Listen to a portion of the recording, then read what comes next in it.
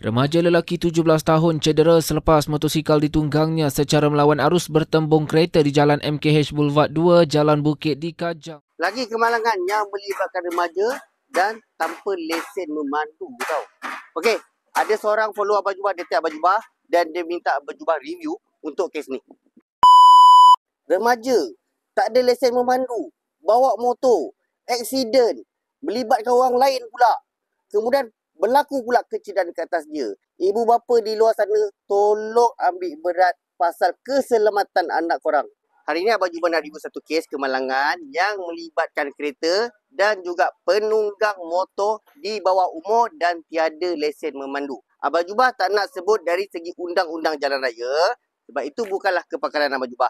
Cuma apa yang Abang Jubah nak kongsikan adalah dari sudut pandang insurans itu sendiri di antara penunggang motor dan juga owner kereta. Dari video yang Abang Jubah tengok, dalam kes ni, penunggang motor ni, dia melakukan kesalahan jalan raya. Iaitu, dia menunggang dalam keadaan melawan arus dan juga tiada lesen memandu. Dalam kemalangan ni, berlakunya kecederaan ke atas penunggang motor tu sendiri. Dari segi tuntutan insurans, penunggang motor yang cedera ni, dia berhak menuntut pampasan bodily injury ke atas insurans kereta. Tapi, untuk pembaikan motor dia, dia kena buat secara cash repair. Dia dah lah salah. Takkan dia nak minta pula insurans yang dia langgar tu untuk bayar ganti rugi? Mana datang keadilan?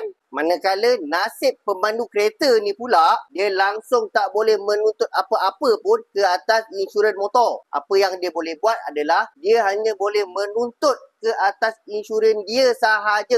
Itu pun kalau insurans dia first party ataupun komprehensif. Korang bayangkan kalau polisi insurans kereta tu third party, dia kena keluarkan duit dia sendiri untuk buat pembaikan kereta dia. Buat ibu bapa kat luar sana yang bagi anak korang memandu ataupun menunggang kenderaan di atas jalan raya, korang kena pastikan yang diorang ada lesen memandu semasa diorang menunggang ataupun diorang memandu kereta diorang. Macam biasa korang kat luar sana tak tahu dan tak ada urusan hantar kereta korang untuk buat claim insurans, cash repair atau sebagainya, terutamanya insurans Etika ataupun Takaful Malaysia, korang boleh datang ke Bekal Abang Jubah kat Senawang ni, pakar tuntutan insurans kemalangan anda. Jumpakan next video. Assalamualaikum.